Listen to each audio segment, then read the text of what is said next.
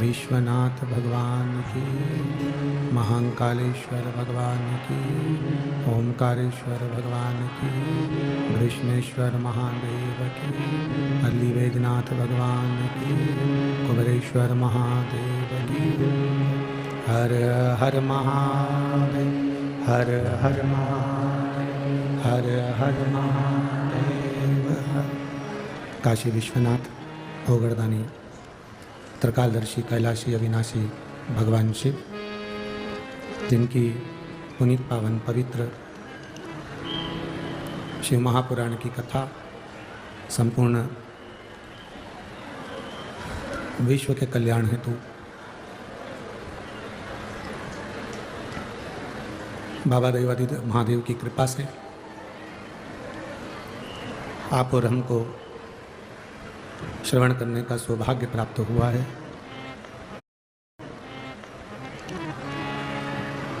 बड़े भाग्यशाली हैं 40गांव नगर के सभी श्रोता भाई बहन, जो इस पवित्र शिव महापुराण की कथा को श्रवण कर रहे हैं और अपने जीवन को सार्थक बना रहे हैं। कथा के मुख्य यजमान श्री उन्मेष जी पाटिल, सांसद महोदय जलगांव लोकसभा क्षेत्र, श्रीमती संपदा उन्मेष जी पाटिल, उमंग समाज शिल्पी महिला परिवार 40गांव। एक बार यजमान परिवार के लिए जोरदार ताली बजाकर स्वागत वंदन अभिनंदन, जिन्होंने इस पवित्र शिव महापुराण की कथा को आप और हमको श्रवण कराया है। मानव का जीवन, मनुष्य का शरीर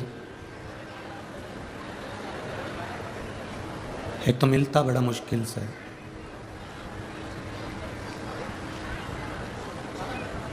और मान लो यदि मिल भी गया, प्राप्त हो भी गया,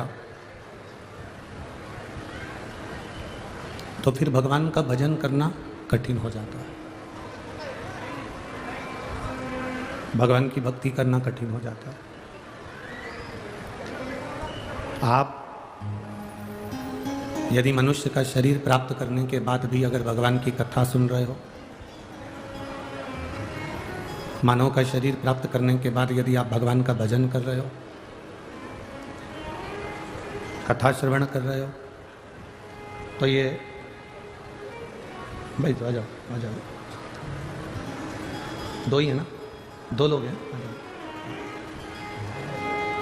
मानव का शरीर प्राप्त कर कर यदि आप कथा श्रवण कर रहे हैं, भगवान की अविरल भक्ति को प्राप्त कर रहे हैं, तो ये मानकर चलें कि मेरे शिवजी ने अपने गणों में, अपने भक्तों में आपको गिनकर रखा है और आप शिव के हैं और शिव आपका है।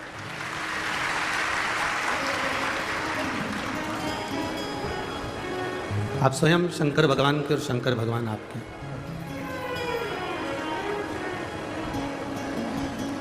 शरीर मिल गया मनुष्य का, मानव का,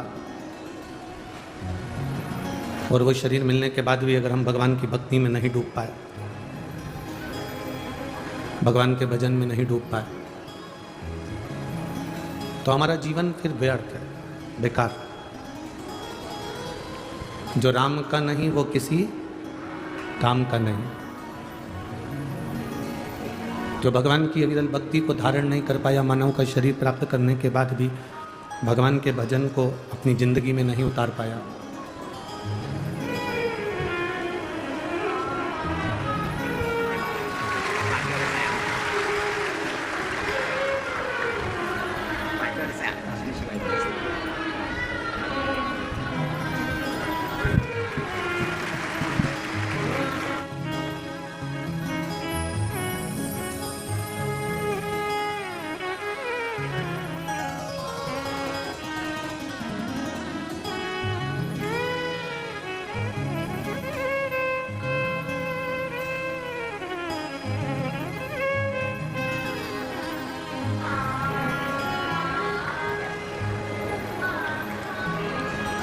शरीर यदि मानव का है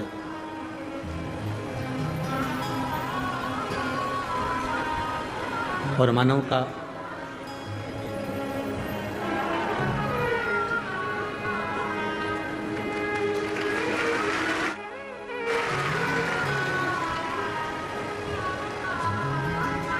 शरीर यदि मानव का है और मानव का शरीर प्राप्त करने के बाद भी राम नाम, कृष्ण नाम, शिव नाम हम नहीं ले पाए, तो हमारा जीवन व्यर्थ है। शिव महापुराण की कथा कहती है विचार और व्यवहार।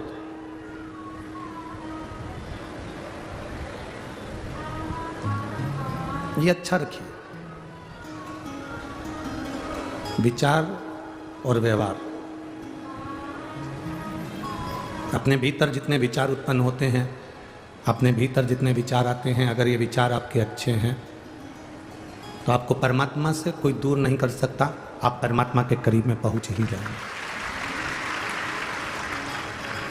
और यदि आपका व्यवहार अच्छा, आप अगर अच्छे व्यवहार कर रहे हैं, अच्छा व्यवहार है यदि आपका, तो आपको मंजिल तक पहुंचने से कोई नहीं रोक सकता। आप मंजिल तक पहुंचोगे जरूर और अपनी मंजिल प्राप्त जरूर करोगे। शिव महापुराण की कथा कहती है 2 चीजें अगर हमारी अच्छी है तो हमें दुनिया में कोई नहीं हरा सकता। 2 चीजें अगर हमारी श्रेष्ठ है तो हमें दुनिया में कोई नीचा नहीं दिखा सकता। एक हमारा विचार, एक हमारा व्यवहार। एक विचार और एक व्यवहार, ये 2 चीजें श्रेष्ठ हो। अपने विचार को कभी गलत मत होने दो और अपने व्यवहार को कभी गलत मत होने दो। घर में बैठे रहते हैं, परिवार में बैठे रहते हैं तो गलत चीजें सोचने में आती रहती है। क्यों सोचना?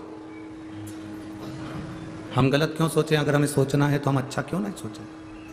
हमारे भीतर का जो विचार आएगा वो हमारे सामने प्रकट होगा। हम किसी व्यक्ति के लिए आप 7 ताले में बंद हो जाओ, कमरे में बंद हो जाओ, किसी कमरे के अंदर बंद होकर किसी के लिए गलत सोचना चालू कर दो, वो खुद अपने आप आपके लिए गलत सोचना प्रारंभ कर दे।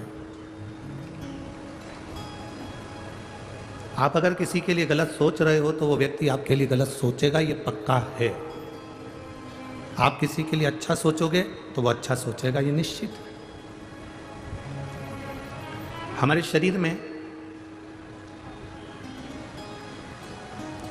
3 स्थान ऐसे हैं जिससे हम परमात्मा को पुकारते हैं।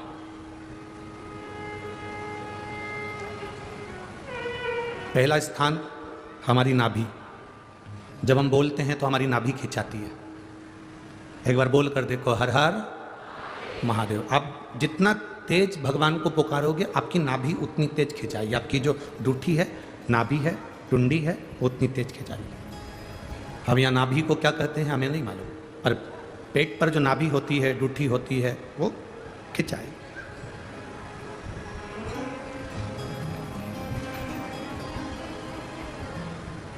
तीन चीजें हमें परमात्मा को पुकारते समय हमारा साथ दे देती है और परमात्मा के मिलन में हमारा साथ प्रदान करती है। एक हमारी नाभि, हमारी टुंडी।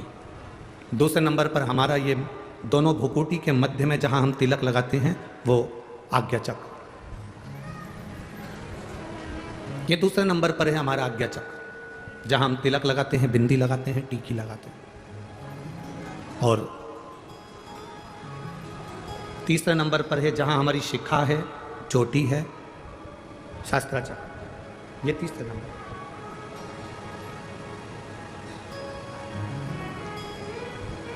जिस समय जो व्यक्ति ज़्यादा बीमार पड़ जाता है, बहुत बीमारियों से ग्रसित हो जाता है, बहुत मात्रा में उसको अगर बीमारी ने घेर लिया, तो शंकर जी पे चढ़े हुए जल का 3 जगह पर अगर वो स्पर्श कर लेता है तो उस व्यक्ति को 15 दिन के अंदर दवाइयाँ काम करने लगती हैं और वो आराम लगना प्रारंभ हो ही जाता है। कितना भी बीमार व्यक्ति, डॉक्टर कह रहा है इसका अगर 8 दिन के अंदर फीवर नहीं उतरा, 8 दिन के अंदर इसको आराम नहीं लगा तो फिर इसको भर्ती करना पड़ेगा। 10 दिन के अंदर इसको आराम नहीं लगा तो फिर इसको हॉस्पिटल भेजना पड़ेगा। 15 दिन के अंदर अगर इसको आराम नहीं लगा तो हमको ये करना पड़ेगा। 3 जगह पर शिव जी के चढ़े हुए जल का स्पर्श कराओ। शंकर जी पे चढ़े हुए जल को लेकर आओ कटोरी में, लोटे में, उसका स्पर्श हमारी नाभि पर हो, उसका स्पर्श हमारे जहाँ हम तिलक लगाते हैं उस जगह पर 3 उंगली से उसका स्पर्श, ब्रह्मा विष्णु महेश हमारे आज्ञा चक्र पर उसका स्पर्श हो, और उसी जल का स्पर्श हमारे मस्तक पर। आप 4 से 5 दिन लगातार भगवान शंकर पे चढ़े हुए जल का स्पर्श 3 जगह पर करते रहेंगे तो व्यक्ति कितनी भी बीमारी से घिरा हो उसको 15 दिन के अंदर उठकर खड़े होना ही पड़ता है।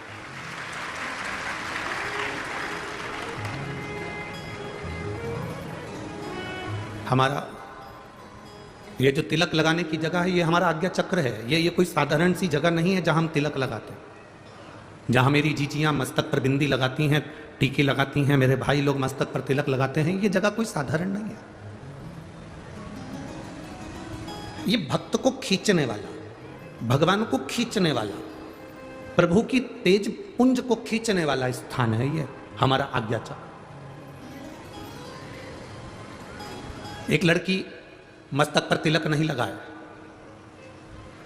उसकी शादी हो चुकी है और माथे पर बिंदी ना लगाए, गले में मंगलसूत्र ना पहने, हाथों में चूड़ियां ना पहने, पाँव में बिछुड़ी ना पहने, मांग में सिंदूर ना भरे, और वो स्त्री ऐसे ही घूमे ना, तो कोई भी उसको अपशब्द कह सकता है, कोई भी उसको ताने दे सकता है, कोई भी उसको आड़ा टेढ़ा बोल सकता है। पर अगर वो स्त्री के मस्तक पर बिंदी है, मांग में सिंदूर भरा है, गले में मंगलसूत्र, पाँव में बिछुड़ी, हाथ में चूड़ा है, किसी में इतनी सामर्थ्यता नहीं कि उस पर उंगली उठा दे, क्योंकि उसकी बिंदी में, उसके आज्ञा चक्र में उतना बल होता है, उसके आज्ञा चक्र में इतना बल है, उसके मस्तक पर इतना बल है। चलो और सरल भाषा में समझ लो, तुम ट्रेन में सफर कर रहे हो, आप सबसे निवेदन करेंगे आप ट्रेन में सफर करो और सफर करते करते आपके सिर पर तिलक नहीं लगाओ, कोई कुंकू हल्दी कुछ भी तुम्हारे मस्तक पर तिलक नहीं लगा है, और तुम ट्रेन में जाकर बहुत भीड़ हो रही है और वहां जाकर तुम खड़े हो जाओ, जाने की तैयारी करो, कोई तुमको जगह नहीं देगा। पर यदि तुम्हारे मस्तक पर तिलक लगा है, तुम जो लगाना चाहो, बिंदी लगाओ, नारायण तिलक लगाओ, तुम जिस पंथ के उस पंथ का तिलक लगाओ, चाहे तो त्रिपुंड खींच लो, चाहे तिलक कर लो, और तिलक लगाकर आप ट्रेन में चढ़े तो कोई ना कोई ऐसा बंदा मिल ही जाएगा जो आपको सीट दे देगा या आपको बुलाकर अपने पास में बिठा देगा। ये आज्ञा चक्र है हमारा। जब हम भगवान देवादिदेव महादेव को, हम तो माताओं से भी कहते हैं, हम पुरुषों से भी कहते हैं, हम बच्चों से भी कहते हैं, हम सबको एक निवेदन हमेशा करते हैं, आज फिर कह रहे हैं। 40 गांव की पवित्र भूमि से हम तो इतना कहना चाहेंगे कि आप अगर शंकर जी के मंदिर में जाते हो, जल लेकर आते हो, आचमन करते हो, तो वहां से जब आओ तब उस भगवान शंकर के चरणों के उस जल को अपनी नाभि स्थल पर, अपने मस्तक पर और अपने सिर के ऊपर उस जल का स्पर्श जरूर करें, उसका फल मिलेगा।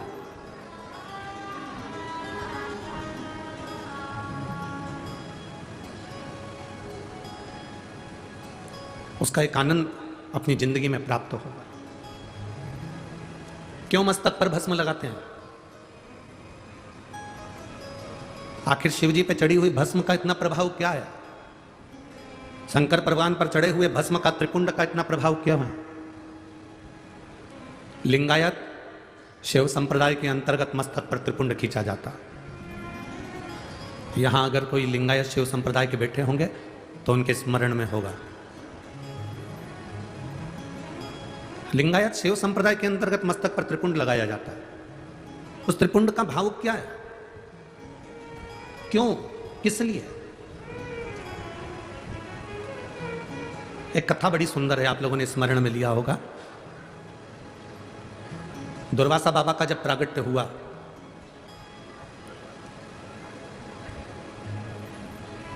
और दुर्वासा ऋषि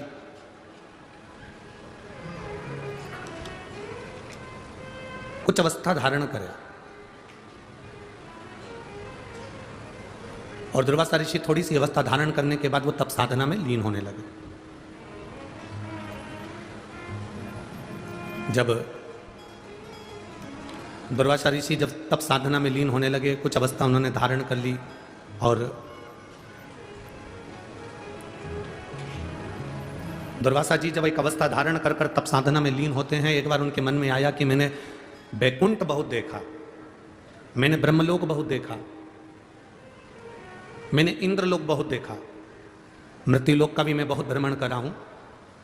दुर्वासा जी के मन में एक भाव जागृत हो गया कि मैंने सारे लोक देखे हैं, केवल एक लोक देखना रह गया है, वो है नरक लोक। केवल एक लोक है, नरक, और उस नरक को मैंने नहीं देखा। मेरी जीजियों, मेरे जीजाओं, मेरी बेटियों, बेटाओं, मेरी माताओं, मेरे भाई, संत साधु गुरुजन सब इस कथा में बैठे हैं और माननीय श्री उन्मेष जी पाटिल जी सांसद महोदय इस कथा को करवा रहे हैं। बड़े ध्यान से सुनना इस कथा कि एक मस्तक पर त्रिपुंड लगा हुआ, भस्म लगा हुआ, शंकर जी के चढ़े हुए जल का मात्र मस्तक पर त्रिपुंड धारण कर लेना, शंकर जी पे चढ़े हुए जल को मात्र अपने शरीर पर छींट लेना, शंकर जी पे चढ़े हुए जरा से निर्माल्य को अपने शरीर से छुआ लेना, शंकर जी पे चढ़े हुए भस्म को अपने सिर पर, मस्तिष्क पर धारण कर लेना, और उस निर्माल्य की क्या पूंजी है, उस निर्माल्य का फल है।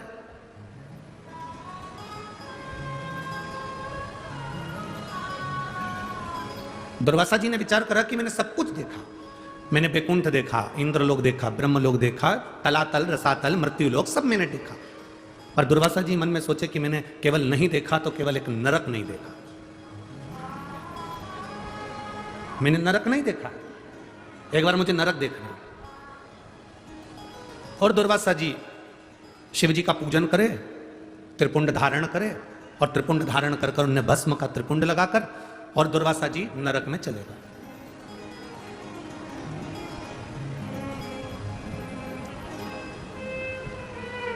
जैसे ही दुर्वासा जी नरक में पहुंचे,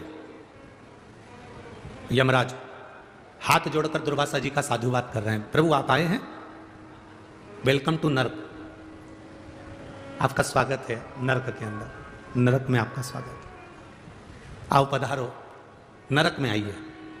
आप स्वर्ग में जाएंगे तो भी स्वर्ग में आपका स्वागत होगा, आप इंद्रलोक जाएंगे तो इंद्रलोक में स्वागत होगा। आप जहां जाते हैं, पृथ्वी पर आपका जन्म होता है, आप पैदा होते हो तो आपके घर के लोग नगाड़े बजाते हैं, फटाके फोड़ते हैं, आतिशबाजी छोड़ते हैं, लड्डू बढ़वाते हैं। तुम जहां जाओगे ना वहां तुम्हारा स्वागत होगा, ये निश्चित है।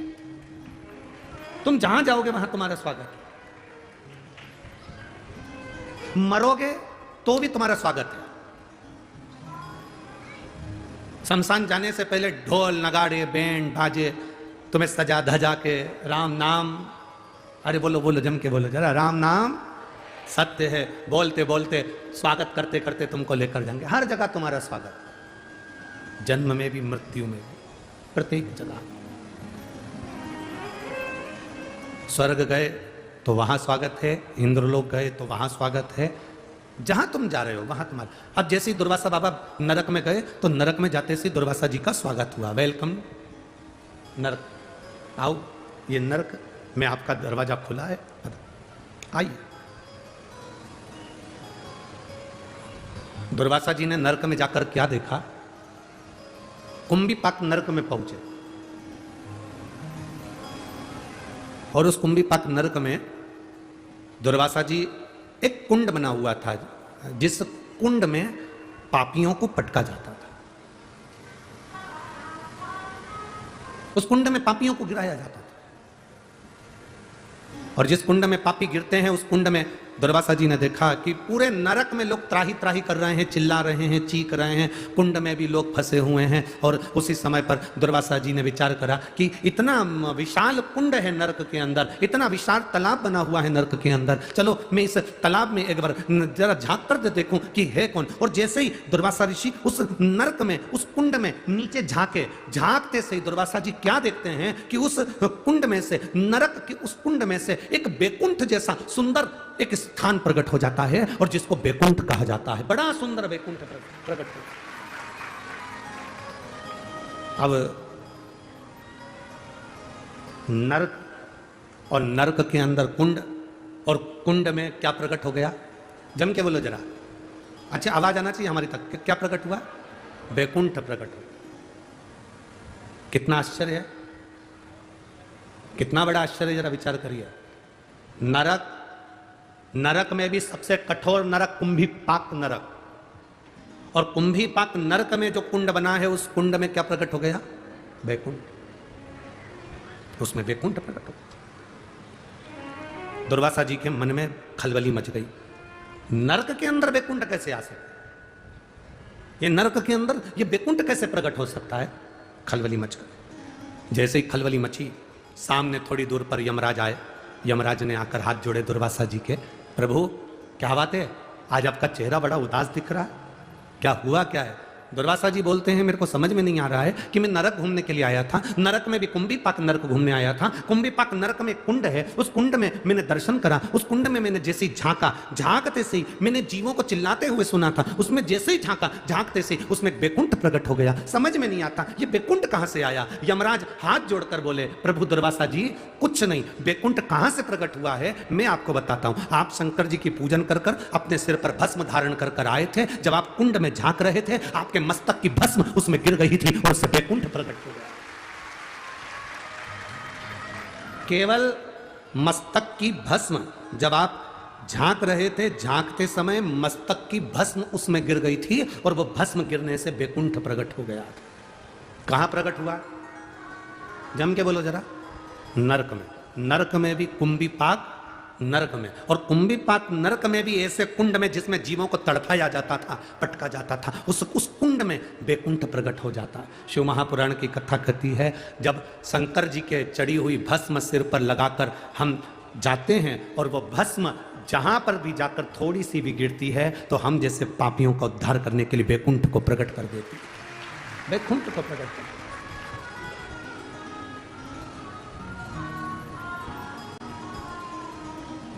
अब जरा विचार करो,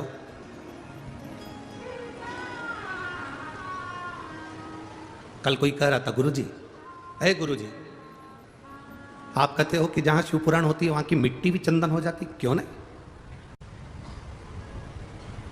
क्यों नहीं हो सकती?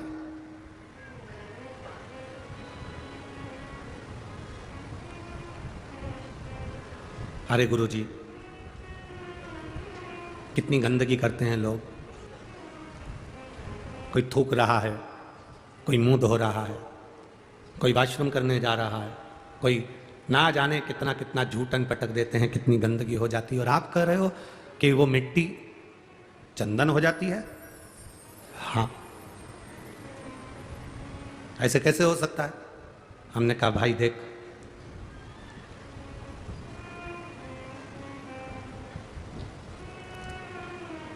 पैसा जो होता है ना, उस पैसे को चाहे तुम मुर्दे के ऊपर पटक दो, चाहे गंगा के जल में पटक दो, पैसे की कीमत कम होती है क्या? अरे बोलो तो जम के, नहीं होती। उसी तरह मिट्टी मिट्टी है। जिस जगह पर भजन होता है, तप होता है, साधना होती है, मंत्र का उच्चारण होता है, श्री शिवाय नमस्तुभ्यम बोला जाता है, पंचाक्षर मंत्र, नमः शिवाय बोला जाता है, षडाक्षर मंत्र, ओम नमः शिवाय बोला जाता है, उस स्थान की मिट्टी अपने आप में वो पवित्र बन जाती है, चाहे वो कैसी भी हो। उसकी पवित्रता प्रबल है, उसमें गलत कुछ नहीं है, उसमें पवित्रता है। और हम तो यहां तक कहेंगे कि आपने देखा क्या? लोगों को थूकते हुए देखा तो तुमने कह दिया। तुमने गंदगी देखी इसलिए गंदगी दिखी।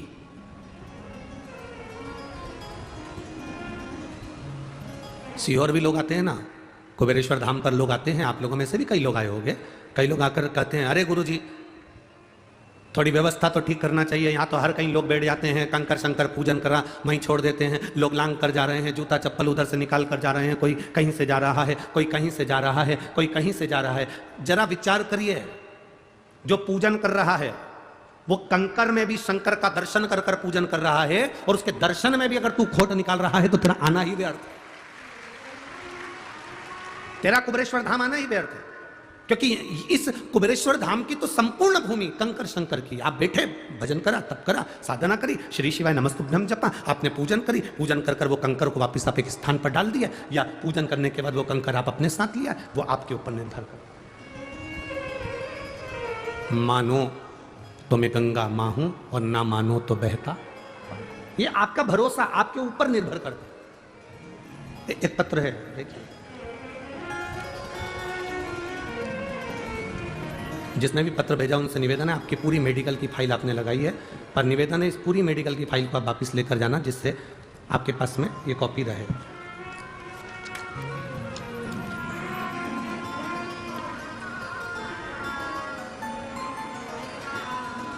मेरा नाम मनीषा गुणवंत राव सोनबड़े, मुकाम पोस्ट कर मूड। ठीक है बोला कि गड़बड़ बोला? ठीक है ना? हाँ, तुम लोग समझ जाओ बस है, बाकी के तो जाने दो उसको। मुकाम पोस्ट कर मूढ़, तहसील 40 गांव, जिला जलगांव। मोबाइल नंबर ये कहीं बैठी हैं का? देखते हैं, हाँ ऐसे हाथ हिला दो, ठीक है। जिला जलगांव में 40 गांव तहसील की रहने वाली हूँ। मेरे पति की अचानक पेट में दर्द होने लगा। हम सभी परिवार वाले 40 गांव के सुमन हॉस्पिटल के डॉक्टर साहब के पास में दिखाए। फिर डॉक्टर साहब ने बताया कि इनकी किडनी में पथरी है। डॉक्टर ने ऑपरेशन की सलाह दे दी, क्योंकि शुगर की बीमारी के कारण मेरे पति की किडनी कमजोर थी। डॉक्टर ने कहा आपका मन पड़े आप जिस हॉस्पिटल में ले जाकर ऑपरेशन करा सकते हो और इनको ले जा सकते हो। फिर हमने ऑपरेशन करवाया, परंतु ऑपरेशन करने के बाद उनकी किडनी ने काम करना बंद कर दिया और उनको वेंटिलेटर पर डाल दिया गया। वेंटिलेटर पर डालने के बाद में उनका शरीर काम नहीं कर रहा था। हम बाबा के भरोसे पर भगवान को जल चढ़ाना प्रारंभ कर दिया। गुरुदेव जल चढ़ाना प्रारंभ करा, थोड़ा सा जल उनके होठों पर लगा देते, एक बेलपत्री उनको दे देते, बस बाबा की कृपा से उनकी आंख तो खुली और उन्होंने शरीर ने काम करना प्रारंभ करा। पर दवाइयां काम नहीं कर रही थी। गुरुदेव जब दवाइयां काम नहीं कर रही थी तो धीरे धीरे शरीर ने काम करना प्रारंभ करा। फिर उनको डायलिसिस पर रखा गया, डायलिसिस करवाया गया। 1 महीने में 2-2, 3-3 डायलिसिस होने लगे। दोनों बच्चे और मैं खुद भटक भटक कर थक गए, पर उनका ठीक नहीं हो पाया। गुरुदेव एक बार जब हम डायलिसिस कराने के लिए गए तो उनको वापस वेंटिलेटर पर डाला और डॉक्टर ने थोड़ी देर के बाद में कहा कि आपके घर के बच्चों को बुला लीजिए, क्योंकि इनका शरीर अब काम नहीं कर रहा है, हृदय पूर्ण तरह से बंद हो चुका है और शरीर ने काम करना बंद कर दिया। जिसकी रिपोर्ट मैंने लगाई है उस रिपोर्ट के अंतर्गत मेरे पति का शरीर काम नहीं कर रहा था, हार्ट बंद हो चुका था, हृदय धड़कना बंद हो चुका था, नाड़ियां चलना बंद हो चुकी थी और उनका शरीर पूरा लाश की तरह हो गया था। बच्चों को बुलाया, बच्चे से डॉक्टरों ने बात करी और बात करने के बाद में हम डॉक्टर साहब से कहते रहे कि एक बार तो और मौका दो, आप देखो तो सही अगर इनकी श्वास वापस आ जाए, आप प्रयास तो करो। उसी बीच में मैं मेरे बेटे को लेकर शिव जी के मंदिर में पहुंची और वहां पहुंचकर हमने शंकर भगवान को जल चढ़ाया। रोती रोती बाबा के चरणों में पहुंची गुरुदेव, और बाबा का मैं क्या चमत्कार का वर्णन करूं। बेलपत्र और जल लेकर मैं अपने पति के पास आई और उनके होठों पर जब लगाया तुरंत उनकी धड़कन वापिस चलना प्रारंभ हुई। उनकी धड़कन वापिस चलना प्रारंभ हुई और बाबा की कृपा से जो डायलिसिस भी चल रहा था, बाबा की कृपा से वो डायलिसिस भी बंद हुआ और मैं बाबा को यहाँ 40 गांव प्रणाम करने के लिए आई हूँ। बाबा, एक ही निवेदन है, आपकी एक बेलपत्र व्यासपीठ से मुझे मिले। जी बहुत दूर हो आप, फिर भी मैं कार्यकर्ता को, उनके परिवार के आप ही हैं, आ जाओ आ जाओ आ जाओ। आप खुद ही हो क्या जिनका पत्र है? ठीक है, आओ पधर पधर पधर। अब मेरे पति ठीक हैं गुरुदेव, डायलिसिस भी बंद सा है और मैं बाबा को यहाँ नमन करने के लिए आई हूँ, जिन्होंने मेरा सुहाग वापिस दिया और मेरे पति को अच्छा किया। मैं बाबा को प्रणाम करने आई हूँ। शिव तत्व है वो। शंभो, बैठिए जी बैठो।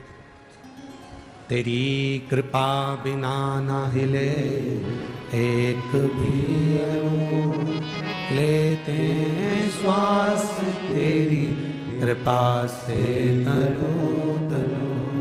हे गंगाधार मुक्ति द्वार ओंकार तू, बोले ओंकार तू।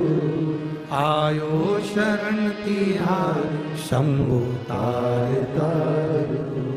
बखान क्या करूं मैं राखूं तेरे पास, बखान क्या करूं मैं राखूं तेरे पास। चपटी भगोत में खजाना कुबेर का।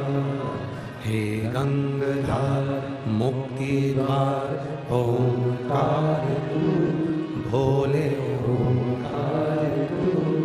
आयो शरण तेरा शंभो तार तार तू।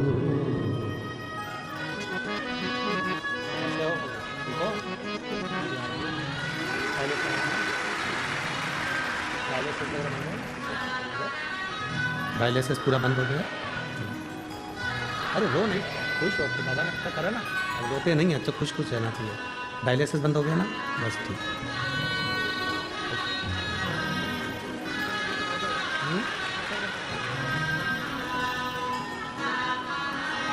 बोल रहे हैं आधा घंटा मेरे प्राण नहीं थे, आधे घंटे तक मैं मर चुका था, पर आधे घंटे के बाद जैसे ही बेलपत्र और जल मेरे होठों पर आया, मेरे प्राण मेरे बाबा ने वापस दिए।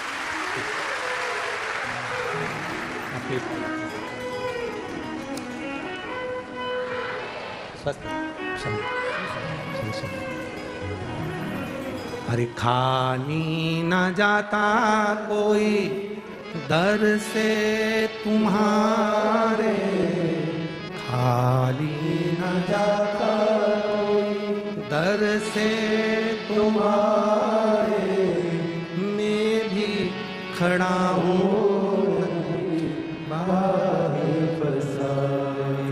अपने हृदय से लगा लो गिरा जा रहा हो, उठा लो उठा। भोले अपने दर से अब तो न टालो, गिरा जा रहा हो, उठा लो उठा। शिव तत्व हमारे भीतर होगा। भगवान शंकर का शिव तत्व जितना हमारे भीतर होगा उतना मिलन सरल, मिलन सरल। बहुत हंसते हैं लोग, क्या जल चढ़ाने से रोग मिट सकता है? क्या बेलपत्री खाने से दुख समाप्त हो सकता? उससे पूछो जिसका 1 महीने में 3-3, 4-4 बार डायलिसिस हो रहा हो, वेंटिलेटर पर पड़ा हो और उसके बेटे से कह दिया गया हो कि बॉडी को ले जाओ। उस जल की महत्वता क्या है? दुर्वासा बाबा ने अपने मस्तक पर जो भस्म का त्रिपुंड लगाया और नरक कुंभिपाक नरक के कुंड में झांका, उस भस्म के तिलक में से जरा सी भस्म नीचे गिर गई। जब हम मांग भरते हैं, जब हम तिलक लगाते हैं तो उसमें से थोड़ा थोड़ा तिलक तो गिरता रहता है। चंदन का त्रिपुंड लगा लो तो धीरे धीरे चमड़ी सूखेगी तो वो गिरेगा, गिरता।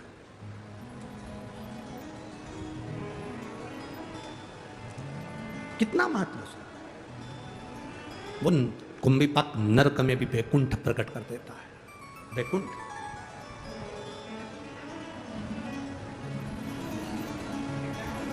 विष्णु पुराण पढ़ी है किसी ने? किसी ने अगर विष्णु पुराण पढ़ी हो तो विष्णु पुराण में लिखा है, लक्ष्मी जी नारायण से कहती हैं, प्रभु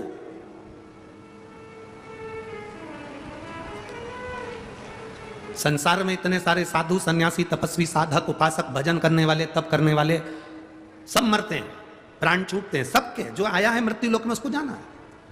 विष्णु पुराण में लक्ष्मी जी नारायण से कर रही हैं, संसार में जन्मा हुआ प्रत्येक मनुष्य मरता है और उसके प्राण छूटते हैं।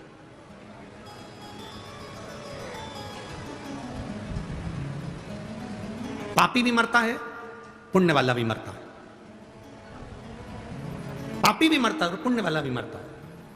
पर दुनिया में दीपावली तो हर साल मनाई जाती है। लक्ष्मी जी भगवान नारायण से पूछती हैं कि वैकुंठ में दीपावली कब मनाई जाती है? तो नारायण कहते हैं, जब कोई शंकर का भक्त शिव की आराधना करते करते जल चढ़ाने के बाद मेरे पास पहुंचता है, तब वैकुंठ में दिवाली। उसका कारण विष्णु पुराण में लक्ष्मी जी पूछ रही है कि वैकुंठ में दिवाली, एक शंकर का भक्त आता है और वैकुंठ में दीपावली मनती है। आपका भक्त आता है तो क्या दिवाली नहीं मनती? भगवान कहते हैं नहीं। ब्रह्मा जी का कोई भक्त आता है तो दिवाली नहीं मनती? नहीं।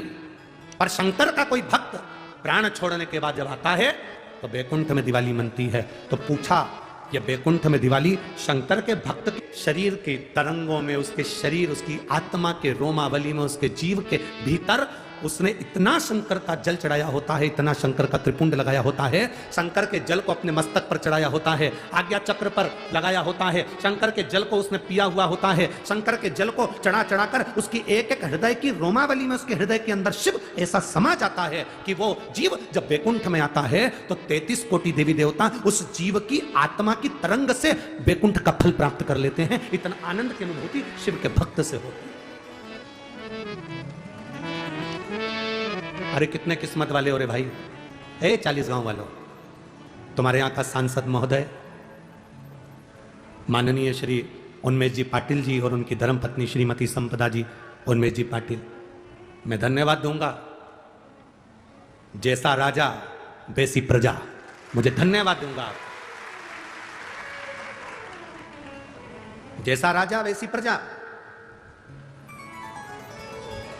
आज तक किसी सांसद ने, सांसद तो जाने दो, विधायक ने भी कभी किसी नदी की परिक्रमा नहीं करी।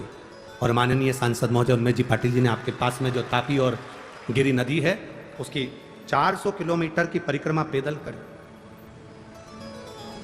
कारण, उस नदी की परिक्रमा करने का कारण केवल एक था कि यह अनुभव करना था कि इसमें थोड़ा सा समय पानी रहता है, बाकी के समय इसमें जल क्यों नहीं रह पाता, और उसमें पानी आना चाहिए जिससे पूरी क्षेत्र का विकास और पूरे क्षेत्र का कल्याण। वो जल के नदी को कैसे स्वच्छ रख सकते हैं, गांव नगर शहर को कैसे स्वच्छ रख सकते हैं, वो ज्ञात करने के, ज्ञात करने।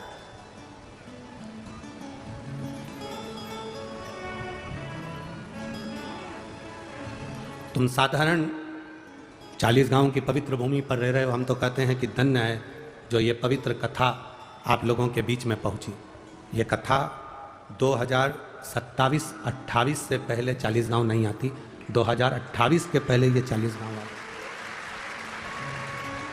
क्योंकि कथाओं की बुकिंग लगभग 2027 तक फुल है। अब 2028 की बुकिंग होनी चालू है। पर कोई कथा यदि कैंसिल होती है और कोई लिखा कर चले जाता है कि यह कथा अगर हमको मिल जाए, हम 5 दिन में, 8 दिन में, 10 दिन में व्यवस्था कर सकते हैं, तो वहाँ फ़ोन कर दिया जाता है समिति की ओर से कि कथा कैंसिल हुई, आप व्यवस्था कर सकते हैं।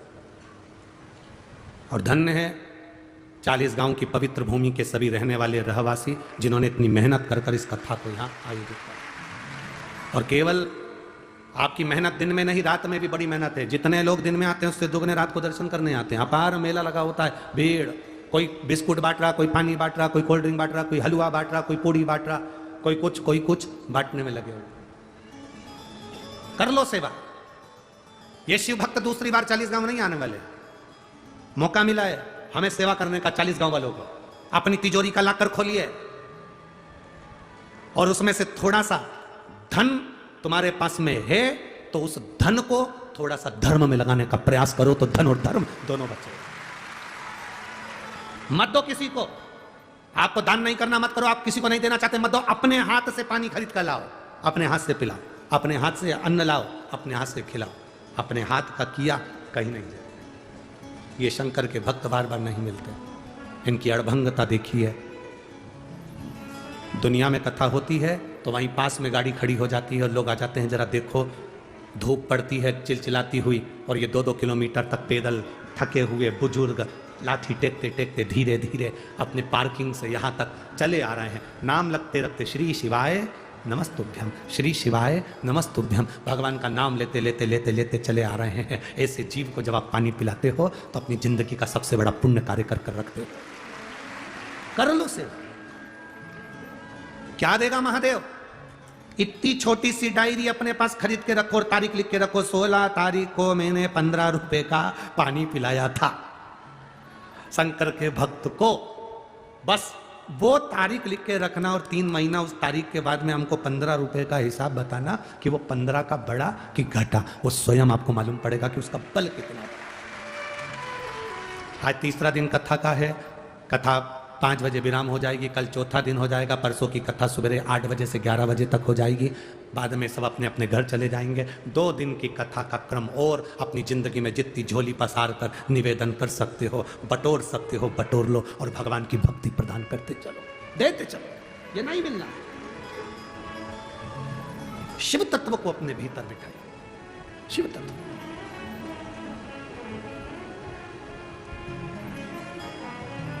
आज कोई कह रहा था गुरुजी अवध में राम आ रहे हैं। हमने कहा अवध में राम आ रहे हैं ऐसा नहीं है। जहां राम है वहां अवध है।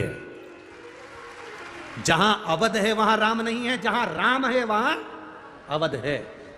आप अपने अपने नगर में, शहर में, गांव में, खेड़े में 22 तारीख को दिए जलाओगे, झालर लगाओगे, मिठाइयाँ बनाओगे, पूजन करोगे, पाठ करोगे, आरती करोगे दोपहर के 12 बजे, तो समझ लेना कि राम अवध में नहीं, तुम्हारे गांव में राम आए हुए हैं, तुम्हारे नगर में राम। कितनी सुंदर 2 लाख दिए कलर कर कर 2 लाख दिए कलर कर कर राम जी का सुंदर चित्र बनाया है 2 लाख दिए से। मैं आस्था चैनल वालों से भी कहूँगा कि उसका फोटो पूरे आस्था चैनल पर दिखाएं कि यहाँ 40 गांव के भक्तों ने कितनी मेहनत करी है।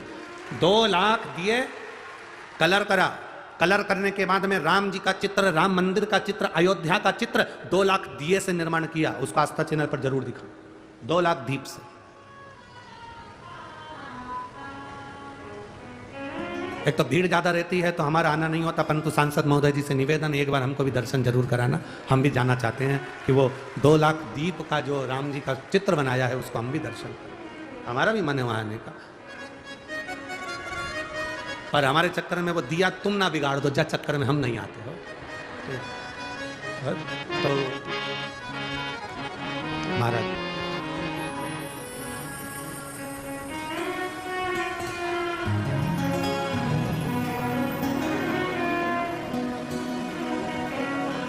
तो बहुत जरूरी है हमारे। घर घर में अलख जगाना है, भारत में राम को लाना है। घर घर में अलख जगाना है, भारत में राम को लाना है। भारत में राम को लाना है, भारत में राम को लाना है। अपने घर में राम को लाना है, अपने घर में राम को लाना है। हर घर में दीप दीप जलाना है, घर घर में राम को लाना है, घर में दीप जलाना, सब गाइए, राम को लाना है, घर घर में दीप जलाना है, घर घर में दीप जलाना है, घर घर में दीप जलाना है, घर घर में दीप जलाना है, घर घर में अलग जगाना है, अपने घर को राम लाना है, घर घर में अलग जगाना है, आंगन में राम को लाना है। जय राम।